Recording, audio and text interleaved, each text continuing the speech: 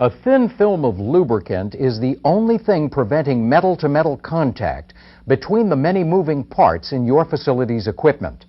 If the lubrication fails, expensive machinery can be destroyed in seconds. One of the most widely used types of lubricating devices is a hand-operated grease gun. Many grease guns can be filled directly from a drum through a fitting. These are called bulk load grease guns because they are filled directly from a bulk supply of grease. Grease is pumped into the gun with a device called a grease gun filler. The filler is often simply a hand pump that is installed on a grease drum.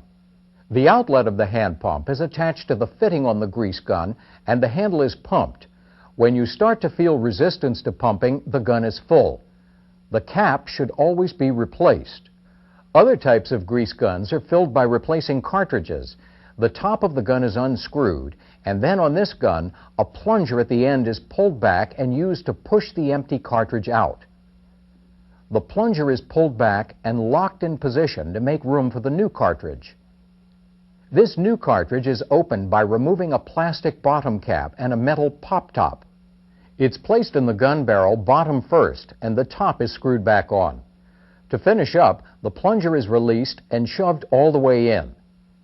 Once a gun is filled, it's used to pump grease through a fitting into a machine part. Most of the time, that will be a bearing in a housing. Before lubricating a bearing, it's always a good idea to check it to see if it's running hot. The simplest way to do that is to feel the housing. You may want to try it with a glove on first. If it doesn't feel hot, you can check it with your bare hand. A hot housing is a sign there's too much friction, possibly because there isn't enough lubricant or the wrong lubricant was used. A hot running bearing should be reported for maintenance. Many bearing housings have a drain hole to let old grease out. The plug in the drain hole is unscrewed before new grease is added. It's important to use a clean rag to wipe off the grease fitting so dirt won't be pumped in. The tip of the gun is placed over the fitting and grease is pumped in. On a bearing with a drain plug, the gun should be pumped until the old grease is forced out. In most cases, the new grease will be a slightly different color, so watching for a color change is one way to tell that the old grease has been forced out. Sometimes, however, the old grease mixes with the new and it's hard to tell them apart. In that case, you may have to estimate when the old grease has been forced out by the amount that's come out. After adding grease, the drain hole is wiped off and the plug screwed back in. If the bearing isn't turning during greasing, plant procedures may require the machinery to be turned on for a few minutes before putting the plug back in. That distributes the grease in the bearing and forces out any excess. Many facilities have pneumatic or air-powered grease guns. This air-powered dispenser consists of a pump that fits on a grease drum. An air hose connected to a source of compressed air supplies air to power the pump. The pump moves grease from the drum through a hose to a grease gun connected to the end of the hose. A trigger on the gun is operated to release grease. Be sure to check your plant procedures when you're greasing a bearing. They may tell you how much grease to apply and whether the equipment needs to be running or not. Some bearings are lubricated automatically. This large sleeve bearing, for example, has no seals. Grease oozes out between the bearing and the shaft. On this bearing, the lost grease is replaced from a reservoir or cup. The cup slowly but continually feeds grease to the shaft through a hole in the bearing. A spring-loaded disc forces grease out of the cup and into the bearing. Containers such as this one should be checked periodically to make sure they're not running low on grease. If the level in this cup is low, it's refilled using a grease gun. Some grease cups are operated by hand. Grease is forced into a bearing by turning the top of the cup. Devices used to inject grease into bearings can be quite a bit more complicated than simple grease cups. These centralized lubricators, for example, contain hydraulic pumps that automatically supply lubricant to heavy machinery. The one on the right pumps oil, and the one on the left pumps grease. This is a simplified illustration of the grease system. This is the cylinder that contains the grease supply. The motor and pump that force grease out to the bearings are at the base of the cylinder. A single line supplies grease to several bearing housings. There are two main things to check on this type of lubricator: lubricant level and lubricant pressure. On this unit, a level indicator shows how much grease is in the cylinder. A pressure gauge is installed in the grease line. If a blockage stops grease flow, pressure in the line will cause the gauge to read well above normal pressure. If the pump fails or the system runs out of grease, the gauge will read low. The first step in lubricating a piece of equipment is to obtain the right lubricant. Moving parts can fail just as quickly from the wrong kind of lubricant as they can from a contaminated lubricant or from no lubricant.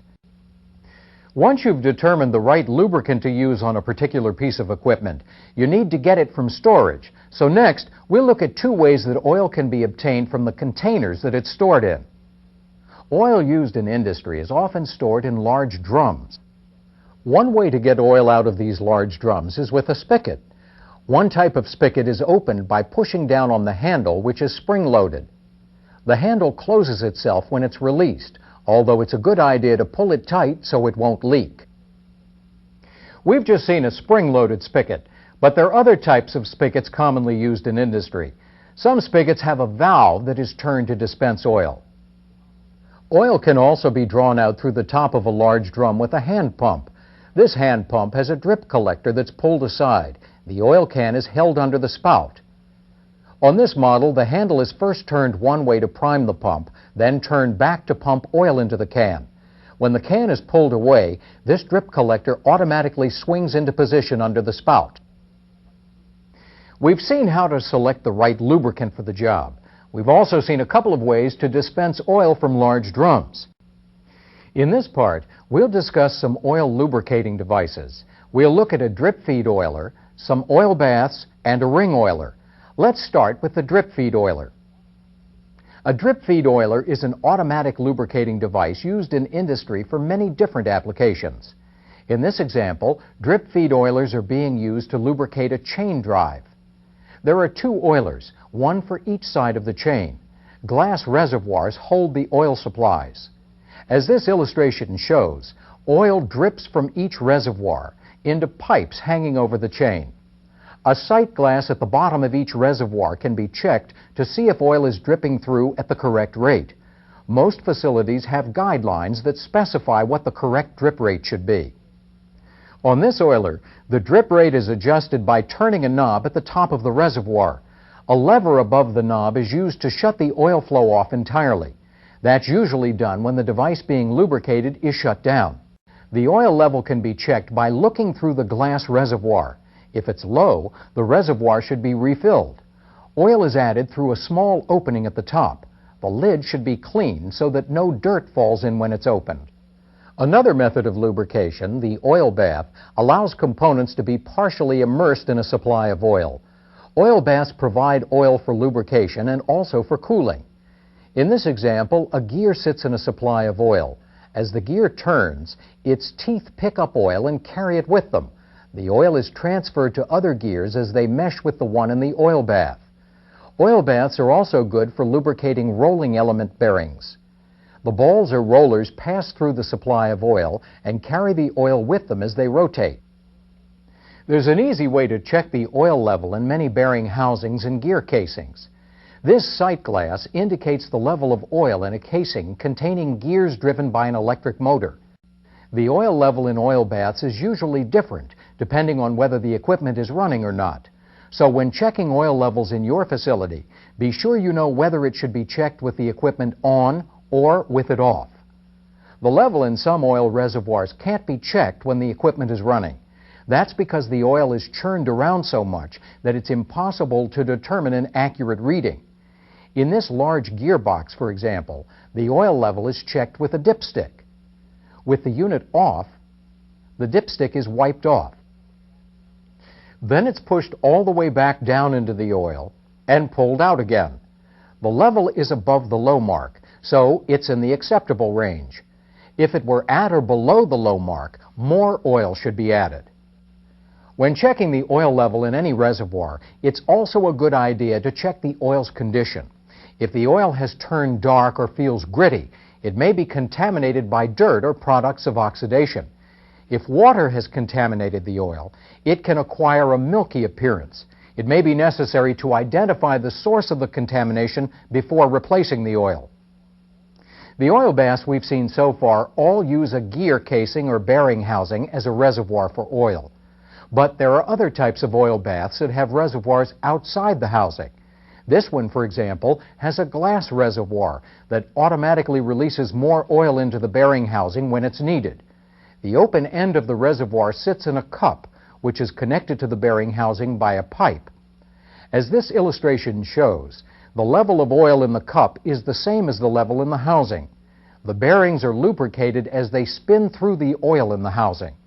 When a small amount of oil leaks out of the housing, oil automatically flows from the bottle to keep the oil in the housing at a constant level. So this system is known as a constant level oiler.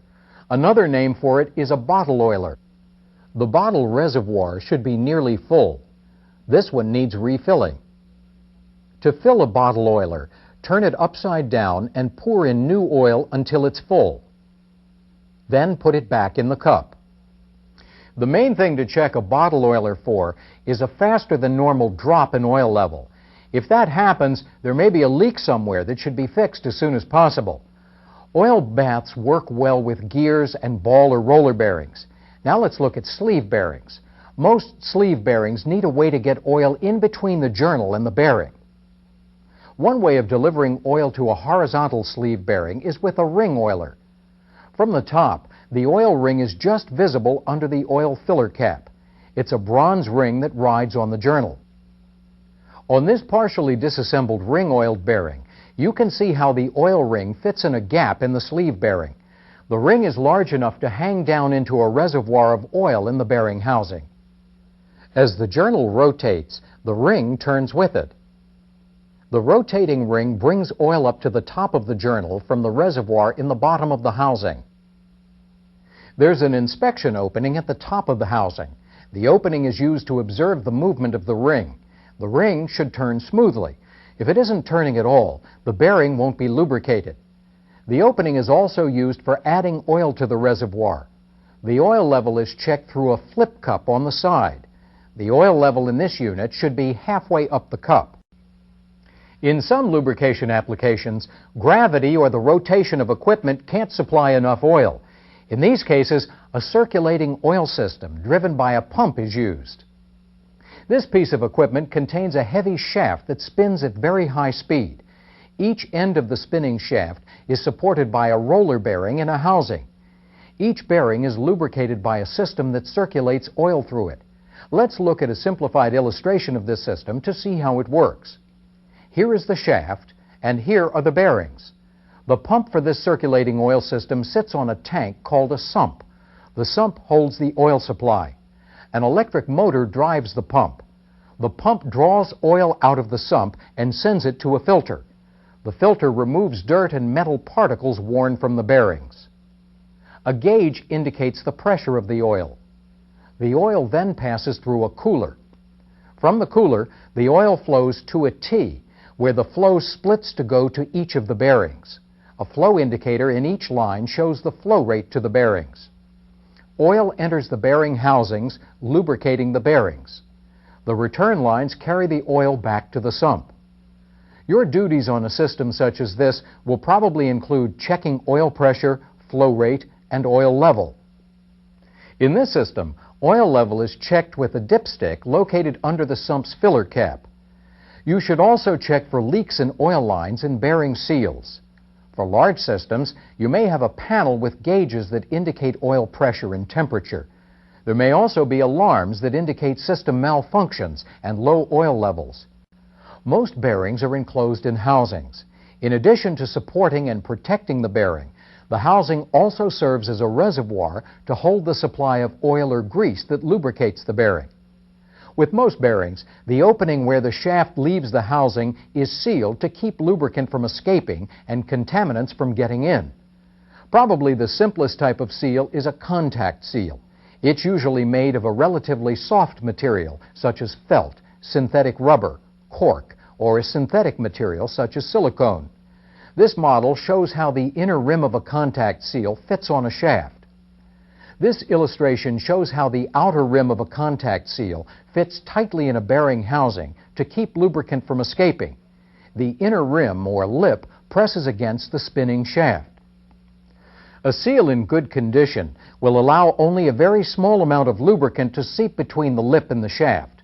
The lubricant reduces friction between the seal and the shaft. The lip on a contact seal will eventually wear down, however, allowing lubricant to leak out at an unacceptable rate. For this reason, checking lubricant seals may be an important part of your duties. Any seal allowing a noticeable amount of lubricant to escape should be reported. Contact seals used with grease can be damaged by over-lubrication. Excess grease will be forced out under the lip. This can deform the seal and allow even more grease to leak out. If too much grease leaks out, the bearing could fail. So lubricate bearings with contact seals carefully according to your plant procedures. Another type of seal is a labyrinth seal. A labyrinth seal consists of two sets of interlocking metal ridges. In this particular design, one set of ridges is attached or built in to the bearing housing. The other set is part of a ring that fits tightly on the shaft. As this illustration shows, the narrow gap between the ridges is like a maze or a labyrinth. That's why this type of seal is called a labyrinth seal.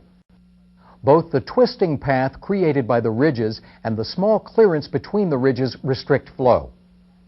While both labyrinth seals and contact seals are used to help restrict the flow of lubricants, they can't be relied upon for all fluids and in situations where it's necessary to virtually eliminate fluid flow.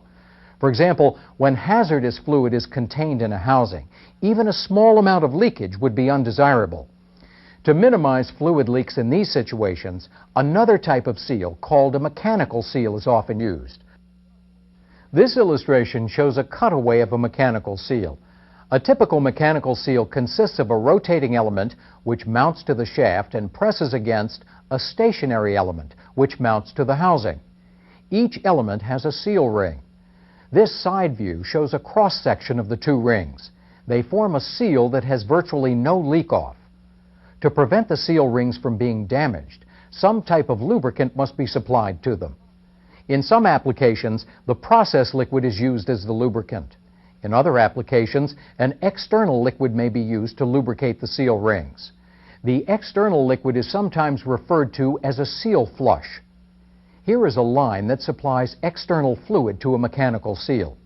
To keep process fluid from leaking out along valve stems, the stems of many valves are sealed with packing.